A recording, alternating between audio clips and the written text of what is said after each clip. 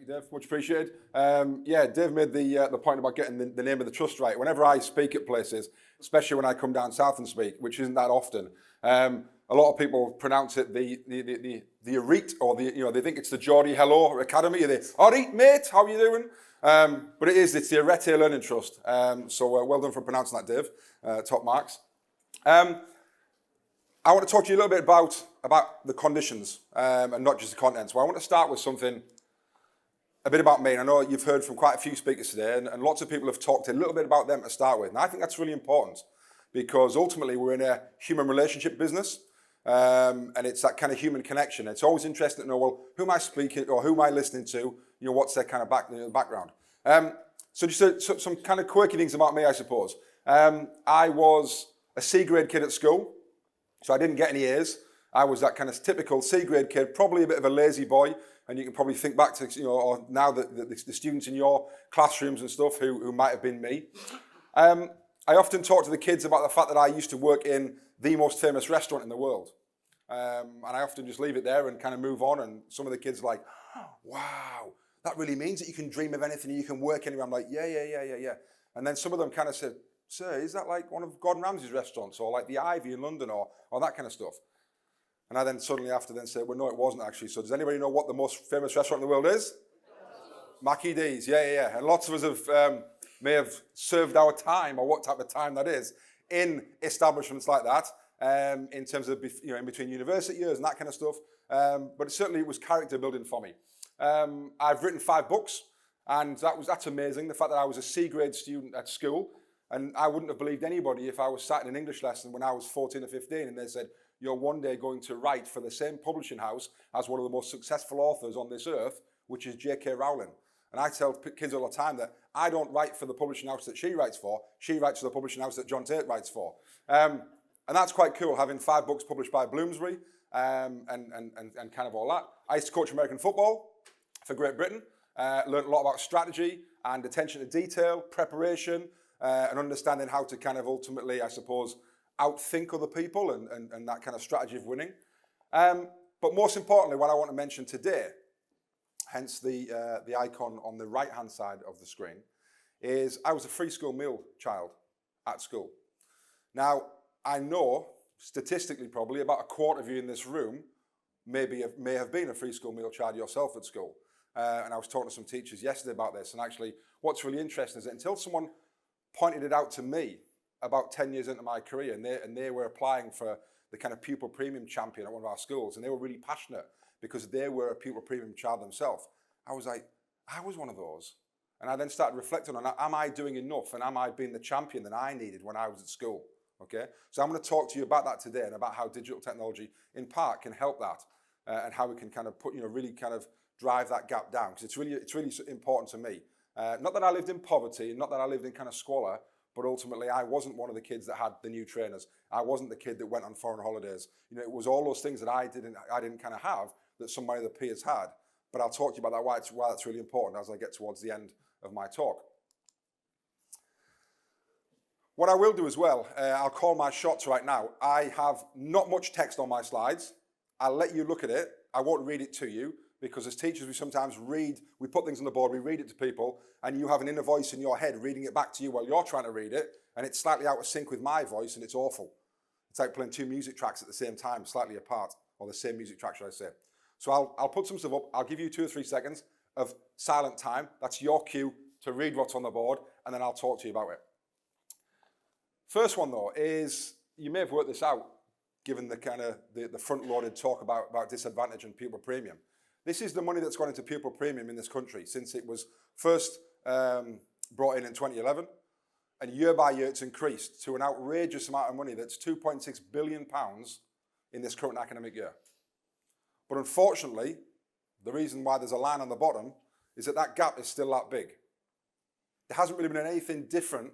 We haven't been able to actually close that gap. And actually, since COVID, we know it's actually got wider. And I've heard a lot of speakers today talk about that, and about the poverty and the disadvantage and how that's actually caused more issues. And you know that, we know that, we live in that.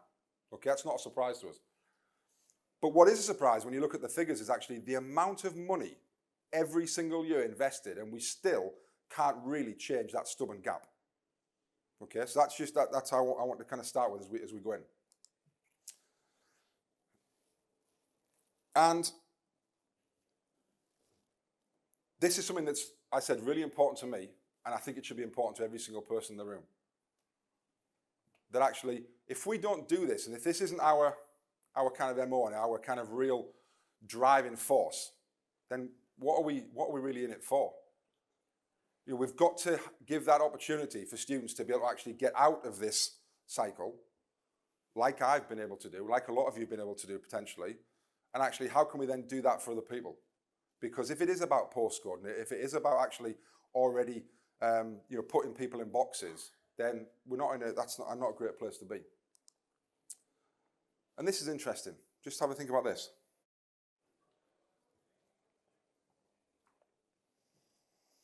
So, in our classrooms, in our schools, yes, we have pupil premium strategies.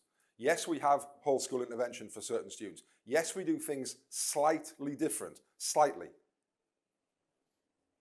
But ultimately, as you are sat now, the kids in your classrooms will get a very, very, very similar version of your lesson. They don't have an audio playing over the top slightly different. They don't have a visually enhanced one slightly, or they don't, and they might do with the robot sat next to me soon in terms of hearing about that this morning. But actually, they get a very, very similar diet in terms of the actual content from the teacher. And yes, we do other things on top of that, I get that. But the actual kind of instruction and a lot of it is very, very similar. But we know from the last graphic that this happens.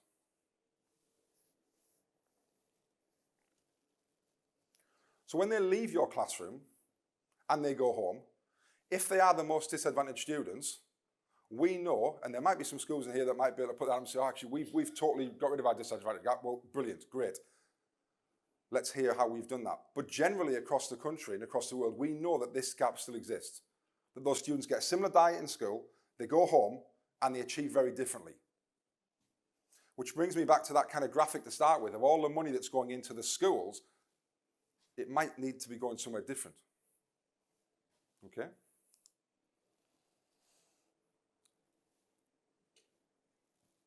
So what happens when that student goes home, or those students go home, might be, I say might be, where we want to focus a bit more of our attention, because actually we've got really great instruction in class, we've got all these things going on, etc., but that money, over time, hasn't made any difference. Let's start thinking about it differently. And about thinking about it differently, it brings me, I was thinking about this morning when I was getting ready at the hotel, thinking of those two quotes that stick in my mind. If we always do what we've always done, we'll always get what we've always got. Going back to that graphic of the pupil premium funding. And the other quote, it's what's the definition of insanity? Doing the same thing over and over again and expecting a different result. And actually what we've done over those 10, 11 years is we've tried and we've thrown enormous amounts of money at stuff, but actually that gap still exists. So in this room and in this world, in these networks, we've got to start thinking about this differently. We've got to start employing different strategies for our students, for our families, not just our students in our classrooms, but for our families to try and do this. And we've heard lots of speakers talk about this morning about how we can use technology in different ways and we can be innovative in those ways. And I'm going to show you one way that uses technology, but it can also be very, very analog at the same time. And I listened to Mark Anderson speak a few minutes ago, and I've heard him talk all the time, for years and years about don't just use technology because it's shiny. There's got to be a reason. It's got to add something. All right, we're not just doing it because it's digitally able to do it. Lots of things we can still do that are analog that are better. So it's choosing the right innovative platform at the right time to solve the right issue. Now, this is the key.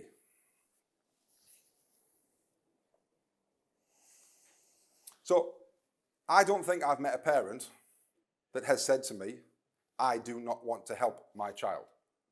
I've been teaching for 20 odd years.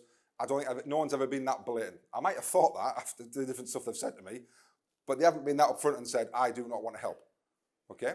So if we start this from the premise that all of our parents that serve our schools want to help, I run into so many conversations, either in my work, in my networks, with friends, family, and even I was speaking at a conference yesterday, even the people in the room that I was speaking to who were educators and teachers but were parents as well were still saying to me, "Oh, I wish I knew that," or I wish I'd known that.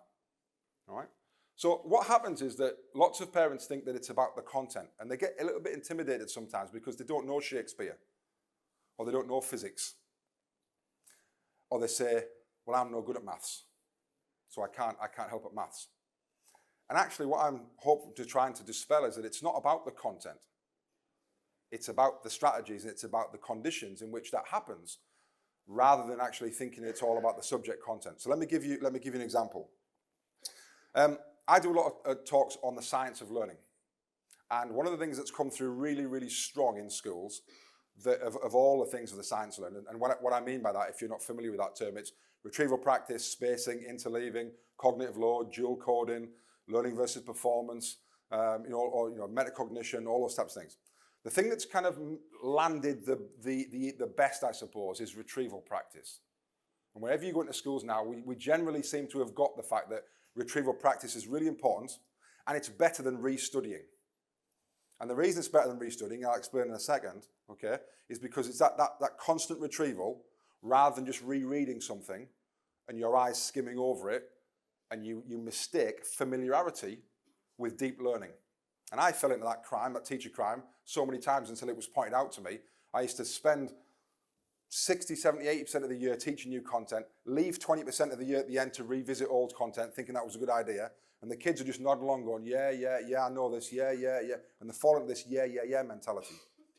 So retrieval practice is a lot better. However, how many of your parents would absolutely know that? And how many of them would be practicing it at home, in their homes, on a night, on a weekend, with their children, to reinforce learning? And that's an interesting reflection, and to start thinking, well, okay, we know this as teachers, and it's fairly straightforward, and we think we know it, and it's kind of happening in our classrooms, but is it happening at home? Because if it's not, going back to that slide before, your students go home, and they achieve very differently. So, what I always use as a great yardstick for this, because I like to give really concrete examples, especially to parents. Let's make it really simple. Let's give people concrete examples that they can understand. And they can kind of get on board with it and go, yeah, I'm in now. I understand it. I believe it. And if I believe it, I'll then enact it. So, as a show of hands, and I did this yesterday at the Beast Conference with Dave yesterday, and I always judge the room and see kind of the age range, and is this going to kind of work? And without being disrespectful, I think this will work based on the general age range of the room. So, just raise your hand for me if you can remember your first ever landline telephone number. Just raise your hand for me. Okay, there's a lot of hands in the air. Hands down, thank you. Okay, now I just want you to think about, first of all, how long ago it was since you used that number. How long ago, right? So I imagine if it's your first landline telephone number, and judged on the audience that I'm looking at, it's probably at least 20 years ago, maybe even 30 years ago for some people, okay? And we remember that number right now as a concrete memory. Possibly, depending on where you live, an 11-digit or a fairly random 11-digit number if you had the dialing code. Although we might not have had the one when we first learned it. I know I didn't when I learned it. So now thinking, right, well, from a retrieval practice point of view, why is that? How on earth have I learnt that number for 30 years? Concrete, that I can just bang. I can put it out right now, I can write it down, and I haven't used it for ages. And again, thinking about how we then use this language with parents so they can understand how retrieval practice works. I would normally take some kind of answers and stuff like this, but it's quite difficult with the size of the room, so I'll kind of throw some things out to you.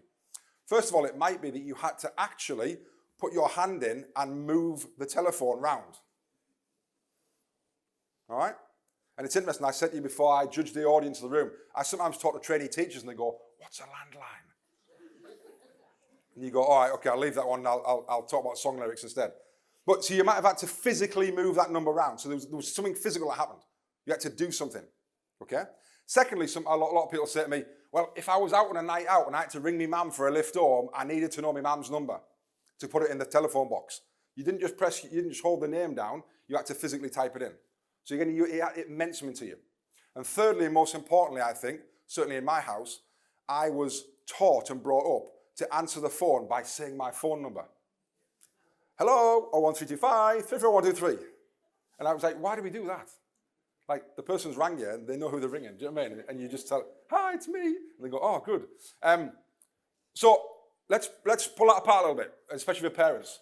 So when we explain it to them, right? Why is it? Well, it was an unannounced, I didn't revise, I didn't sit there and revise my number, an unannounced retrieval, low stakes. Right? I didn't get smacked if I got it wrong, otherwise I wouldn't be answering the phone. It was unannounced. Nobody said, someone's going to ring the phone in 10 minutes, get ready. And it was constant. So I was constantly doing it. So that became then a real concrete memory in my mind that I can now remember 35, 40 years later. So when we start to put it in those terms for parents, people go, oh, I get it now. And then we can then start to say to parents, right, well, here's one thing you can do. When you sit down, my wife tells me off for this all the time, because what I want to say is, when you sit down at the dinner table with your kids, my wife keeps saying, you can't keep saying that, John, because there's so many people that don't have that dinner table. And I have to keep checking myself and going, okay, right, when you kind of sit down or stand or whatever, or speak to your children about what the day they've had at home, at school, if you say to them, what did you do today? That's what a lot of people say. What did you do today? You get a crap answer. I did maths, science, English. You're getting nothing out of it. They get nothing out of it. Change one word in there and tell parents to change one word. What did you learn today? Bang. We're straight into a retrieval question. We're straight into actually a bit of learning by stealth. They don't know what's happening. They tell you what they've been learning today. Bingo. They retrieve it. You actually know what they're doing. Everyone wins. So we start to get these messages across to parents. We can then start to potentially break some of these barriers. And Mark Anderson also referenced this about the work that Dave Brailsford had done with the GB cycling team in terms of the aggregation of marginal gains that I know a lot of you will know about because it's kind of transcended sport and into education. And what that means is, if you're not that familiar with it, is it's the adding up of all the small things that we can't find massive silver bullets anymore. They don't exist. But we add up the 10 little things and it makes something big. And what's interesting is that in sport, we generally find now the biggest performance gains don't come from actually the performance itself. They come from a way in the background. So what happened in the GB cycling team is they actually didn't really look at the kind of how they would cycle better. They looked at the suits. They looked at the bike itself. They even made sure that they took the mattresses of the cyclists to every single hotel, so every night they were sleeping and having the same night's sleep. Now we know this, if you've stayed over last night, all right, or you stay over regularly somewhere, you generally don't get, or you might say, actually I get a class night's sleep because I can starfish in the bed and I'm not next to my wife or my husband. But that premise of like that little detail, and it had nothing to do with the cycling. Same as this, it's not about the content. Schools, we fall into the trap of, let's bring them in over Easter. Let's do more sessions. Let's do more of the same. Why don't we start thinking about other things? So, what are those other things? Let me give you a few now. So if you're a parent in the room right now, here's some things to take away. All right? Right away. Especially as I spoke to some parents yesterday who were parents of teenagers going through GCSEs, A-levels, SATs, etc., etc.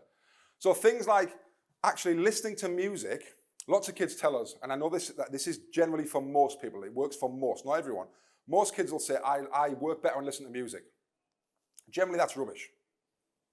Because actually, if you're listening to music that you know the lyrics of, and you're nodding along and you're almost humming along, you are multitasking. Your brain is doing something else when it should be focused on the task at hand. Okay? So as parents, we then need to say, that's rubbish. And also, even if because they just like to do it. They can't sit in an exam hall and listen to their music. So we need to practice in the same conditions in which we perform in. Okay? Other things like if you've got a son or a daughter who likes to revise and study on their bed, right? A bed is for relaxing.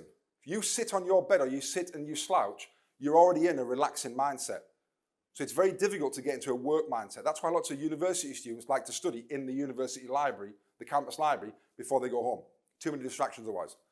If you've got a mobile phone, I've put mine down there to stop the distractions. I read an amazing book by Johan Hari called Stolen Focus. I've been tweeting about it and put it on LinkedIn forever. It's amazing. The amount of distractions that we get that take us out of our state of flow, right, is absolutely criminal. If you've got a son or a daughter and you say, oh, I think they're upstairs revising, and they're in their room, I would suggest not. Because actually, when we start adding these things up about the aggregation of marginal gains, and we go the opposite way, if they've got their phone next to them, and if you've got a teenager in your house, you only have to just look at the lock screen, how many times it flashes and lights up in a minute.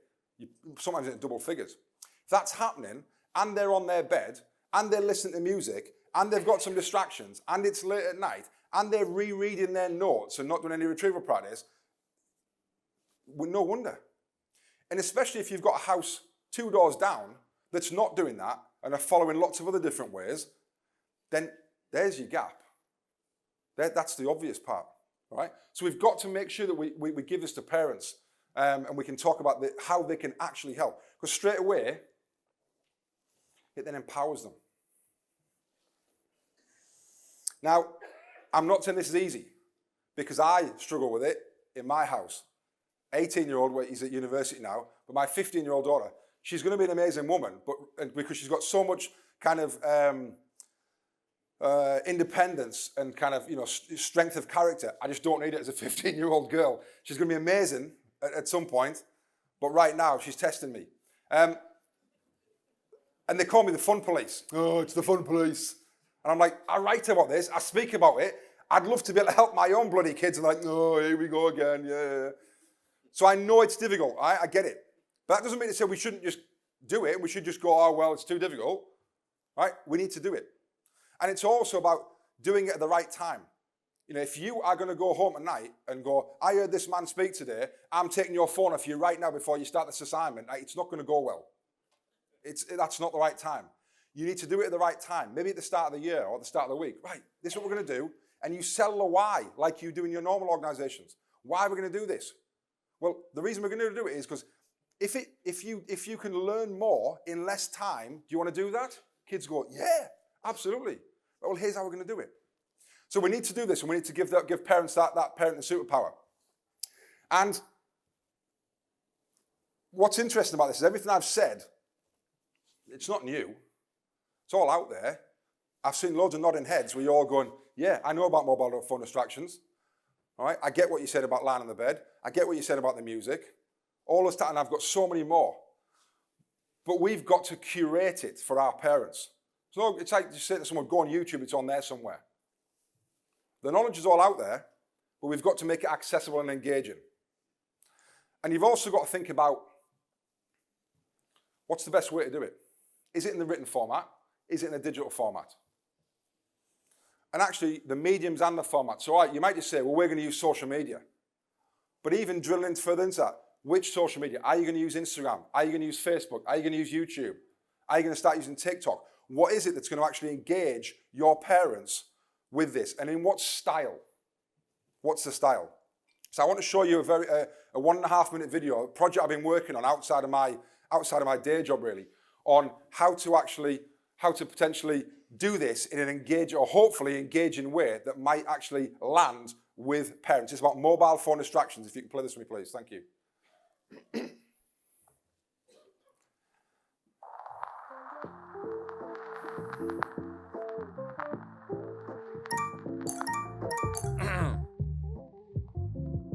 Mobile phone and app notifications are now part of our everyday modern life.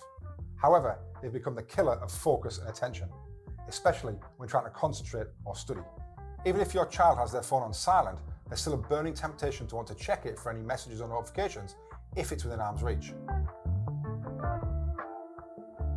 Think about how many times we do it ourselves when we pull our phone out of our pocket just to check if someone's messaged us.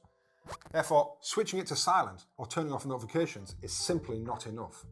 If the phone is in the bedroom or the designated study space when your child is supposed to be studying, then you can guarantee that their focus and attention will be constantly interrupted just by the sheer presence of their phone. The solution is easy. Get rid of the mobile phone from the study space for the duration of the study so your child can forget about it and get on with the task at hand.